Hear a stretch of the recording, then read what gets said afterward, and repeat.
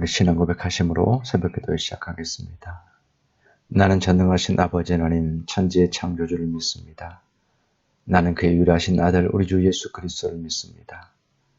그는 성령으로 잉태되어 동정녀 마리아에게서 나시고 본디빌라도에게 고난을 받아 십자가에 못 박혀 죽으시고 장사된 지 사흘 만에 죽은 자 가운데서 다시 살아나셨으며 하늘에 오르셔 전능하신 아버지 하나님 우편에 앉아 계시다가 거기로부터 살아있는 자와 죽은 자를 심판하러 오십니다. 나는 성령을 믿으며 거룩한 공교회와 성도의 교제와 죄를 용서받는 것과 몸의 부활과 영생을 믿습니다. 아멘. 하나님 감사합니다. 귀한 하루를 신앙의 고백으로 시작하게 하신 것 감사하고 기도와 예배와 말씀으로 이 하루를 주님께 맡길 수 있게 하신 것 감사합니다. 주님의 기뻐하시는 하루가 되어질 수 있도록 우리는 연약하오니 우리를 붙들어 주시고 지혜가 없사오니 우리에게 지혜를 허락하여 주시며 우리에게 분별력을 주시고 또 마땅히 떠오르고 생각나야 될 것이 무엇인지 성령께서 깨닫게 하여 주셔서 매 순간 주님의 뜻을 이루며 주님과 동행하는 삶이 되어질 수 있도록 은혜를 내려 주시옵소서. 기도할 것들이 참으로 많습니다. 마땅히 구할 것을 구하는 이 시간 되게 하여 주시옵소서. 예수님의 이름으로 기도하옵나이다. 아멘. 387장 찬송합니다. 동일 찬송가는 440장입니다.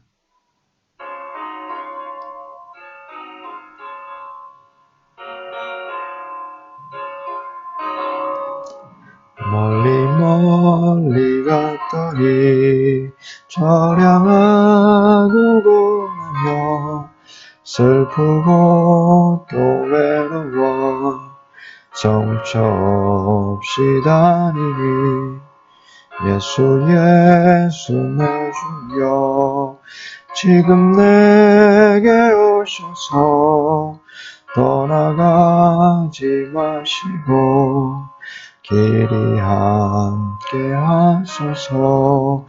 예수 내 주여 마음 아파올 때에 눈물 씻어주시고 나를 위로하소서.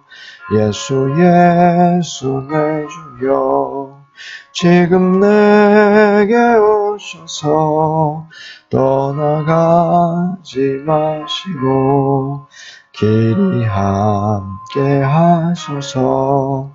다니다가 쉴 때에 쓸쓸한 것만 나도 홀로 있게 마시고 주여 보호하소서. 예수 내 주여 지금 내게 오셔서 떠나가지 마시고 길이 함께 하소서. 아멘.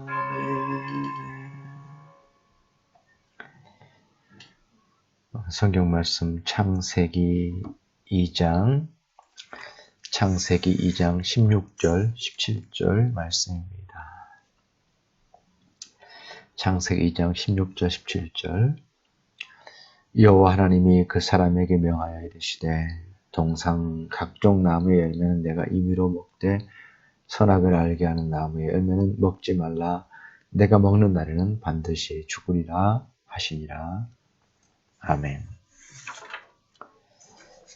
오늘 12번째 소요리 문답입니다. 사람이 창조함을 받은 본 지위에 있을 때 하나님께서 저를 향하여 섭리하시는 중에 무슨 특별한 작정을 하셨는가? 하나님께서 인간에게 특별한 작정, 명령, 계획 이런 뜻이 되겠죠. 답은 하나님께서 사람을 창조하신 후에 완전히 순복하는 것을 조건으로 삼아 생명의 언약을 맺고 선악을 분별하는 나무의 실과를 먹는 것은 사망의 벌로서 금하셨다. 선악과를 먹으면 사망의 벌을 받는다. 그것을 금하신 것이 특별한 하나님의 명령이었습니다. 그 특별한 명령이 지켜지지 않음으로 인해서 인간이 타락하게 되는 것이죠. 그래서 이제 이 오늘 문답 12번을 통해서 우리가 생각하는 것은 가장 먼저는 하나님께서 창조주 하나님께서 인간과 언약을 맺으시는 모습입니다. 그것을 이제 여기서는 본 지위에 있을 때 본래의 지위 이런 뜻인데 이것은 아직 인간이 타락하지 않은 그래서 인간이 하나님의 형상을 온전히 가지고 지혜와 공의와 거룩함의 형상을 가지고 있을 때의 본래의 지위를 가졌을 때의 모습입니다. 하나님께서 그 인간과 언약을 맺으셨다라고 하는 것은 창조주 하나님과 피조물 간의 약속이면서 그것은 하나님과 인간의 그 교제의 관계를 설정하신 겁니다. 그 자체가 놀라운 은혜이고 놀라운 하나님의 섭리요 작정하심입니다. 인간을 존귀하게 지으시고 하나님께서 인간과의 그 언약 관계, 교제 관계를 세우셨다. 우리가 생각할 때는 우리가 잘 알고 있고 너무나도 익숙하게 그렇게 생각하지만 그러나 신앙의 가장 중요한 출발점이면서 우리의 신앙의 아주 중요한 기본적인 틀이면서 하나님과 우리의 그 관계라고 하는 것이 어떤 이상적인 어떤 모습으로 또 신앙의 목적으로서 무엇인가? 하나님과 인간의 언약 관계, 서로를 존중하는 것이고 인격적으로 대하는 것이고 인격적 관계, 수단화하지 않는 것이죠. 그 수단화하지 않는 것의 어떤 의미는 뭐냐면 그 언약을 지킴으로써 그 언약의 관계가 유지됨으로써 하나님과의 교제가 살아있는 관계가 되는 것입니다. 그래서 하나님께서 창조주 하나님께서 인간인 우리와 그 언약의 관계로 들어가셨다. 하나님과의 언약 관계, 교제 관계 가운데 있다라고 하는 것은 우리 신앙에서 너무나도 중요한 것이고 우리가 매일 하나님 앞에 나아갈 때마다 그 살아있는 하나님과의 그 교제 관계를 언제나 생각하는 것입니다. 그 의미를 알고 그 가치를 알고 그것을 추구하는 신앙의 삶이 되는 거죠. 그 하나님께서 그 언약의 관계 가운데 있으시면서 인간에게 요구하는 것은 다름 아니라 절대적인 순종이었습니다. 오늘 그 문답 12번에 보면은 완전히 순복하는 것을 조건으로 삼아 이렇게 표현하고 있습니다. 그래서 완전한 순종, 하나님과의 언약의 관계인데 하나님의 명령은 우리에게 있어서는 피조물된 우리에게 있어서는 어떤 선택의 문제가 아니라 절대 순종해야 되는 절대 받아들여야 되는 그런 내용이 됩니다. 그래서 우리가 이제 그 선악과가 있기 때문에 선악과로 인해서 우리가 범죄하게 되는데 그런 질문을 많이 던지잖아요. 왜 선악과가 있어서 선악과를 하나님께서 만들어 놓으셔서라고 그렇게 이제 질문하게 되는데 그것은 우리 편에서의 질문일 뿐입니다. 하나님과 인간과의 그 언약의 관계라고 하는 것은 그것은 절대적인 거예요. 그러니까 절대적인 순종입니다. 그리고 그 절대적인 순종의 상징이 선악과예요. 선악과가 있음으로 인해서 인간은 끊임없이 절대적으로 순종해야 될 하나님과의 약속이 있고 절대적으로 순종해야 될, 완전히 순복해야 될 하나님이 계시다라고 하는 것을 그 선악과를 통해서 확인할 수가 있게 되는 것이죠. 하나님께서는 절대 순종을 요구하셨는데 결국 인간은 그 절대 순종을 거부함으로써 인간 스스로가 좀 더 자유로워지길 원했고 인간 스스로가 더 높아져서 하나님에게까지 스스로 하나님을 없앰으로써 그 철학자들의 표현에 의하면 신을 죽임으로써 그죠? 인간 스스로가 절대 자유자가 되고 절대자가 되고 이렇게 되는 거예요.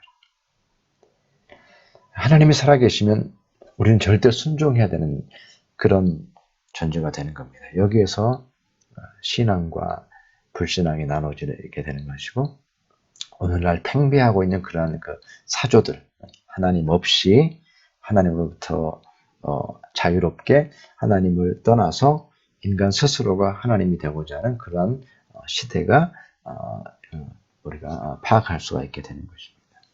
그 절대 순종을 통해서 이제 나눠지는 것이 하나님께서 완전히 순복하는 것을 요구하셨는데 나눠지는 것이 바로 거기에서 생명과 사망이 나눠지게 됩니다.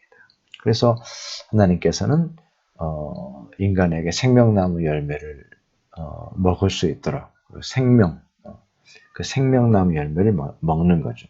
그것은 절대 순종의 자리에 있을 때에 생명나무 열매를 먹습니다.